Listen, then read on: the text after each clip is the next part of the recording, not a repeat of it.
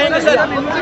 भाई criminal bill जो लाया जा रहा है वो इसलिए लाया जा रहा है कि जब संविधान बना होगा तब शायद संविधान बनाने वालों को, देश के निर्माताओं को इस बात का एहसास ही नहीं रहा होगा कि लोग, सत्ता में बैठे हुए लोग इतने करप्ट हो जाएंगे, इतने भ्रष्टाचारी हो जाएंगे, इतने बड़े क्रिमिनल होंगे कि उनको जेल जाना पड़ेगा, और उससे भी बढ़कर कि वो जेल जाने के बाद भी अपना पद नहीं छोड़ेंगे। तो मुझे लगता है कि जो बिल आ रहा है वो ठीक बिल है कि अगर आप पर कोई इल्ज़ाम है, आपको जेल में जाना पड़ रहा है, तो आप जेल से बैठकर सत्ता नहीं चला सकते हैं। तो ये कानून जहाँ तक मैं समझता हूँ ठीक है। देश में मुख्यमंत्री सुरक्षित नहीं है सर, आप बिना सुरक्षा के चलते हैं। देश में मुख्यमंत्री सुरक्षित नहीं है। मेरे भाई देखिए, ऐसा है, बहुत लोगों को लगता है कि बिहार में अगर आपको नेतागिरी करनी है तो आपको सुरक्षा लेकर चलना है। यहाँ पर कोई मुखिया भी बन जाता है तो 4 गो गार्ड लेकर चलता है। हम पिछले 3 बरस से बिहार में पैदल चले हैं, गाड़ी से चल रहे हैं, और इतनी बड़ी व्यवस्था है, लेकिन मैं कोई सुरक्षा लेकर नहीं चलता हूँ, क्योंकि मेरा विश्वास है कि अगर हम समाज के हित की बात कह रहे हैं, लोगों की जो परेशानी है उसकी बात कर रहे हैं, तो समाज मेरी सुरक्षा में खड़ा है। किसी तरह की सुरक्षा की कोई ज़रूरत नहीं है। सरकार ने, बिहार सरकार ने कहा है कि तेजस्वी यादव ने कहा है कि राजद लाठी के साथ लैपटॉप वाली पार्टी है। चलिए, कम से कम तेजस्वी यादव ने स्वीकार कर लिया कि ये गुंडों की पार्टी है।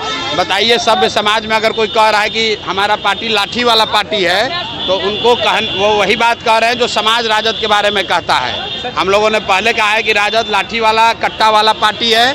जब इनकी सरकार थी तो लाठी, कट्टा, बंदूक, अपहरण, रंगदारी, यही बिहार की पहचान थी।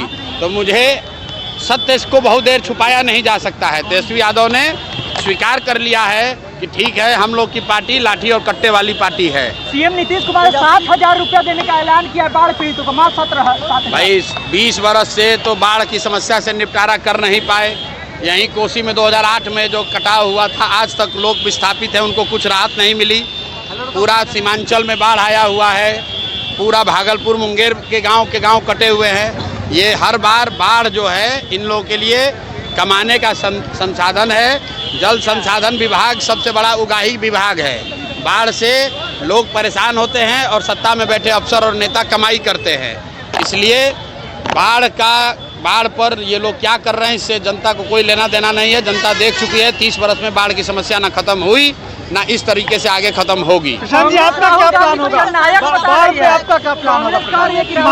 बाढ़ पर हम लोगों ने कहा है कि जन सुराज की अगर व्यवस्था बनेगी तो ये जितने Kosi project, Gandak project, Bagmati project चल रहे हैं, इन सब प्रोजेक्ट को बंद करके बिहार में एक प्रोजेक्ट बनेगा जिसमें सारे नदियों का एक बार आकलन करके एक ग्रिड, वाटर ग्रिड बनाया जाएगा, ताकि उत्तर के जिलों में जहां पानी और बाढ़ की समस्या है, यहां से पानी को नीचे ले जाया जा सके, और मध्य के जिले, सेंट्रल बिहार में जहां जल जमाव की समस्या है, उनसे इसको जोड़ा जाए, और फिर नीचे साउथ बिहार में जहां सूखे की समस्या है। जब तक पूरा बिहार में एक ग्रिड नहीं बनेगा, वाटर ग्रिड, तब तक बाढ़ की समस्या खत्म नहीं हो सकती है।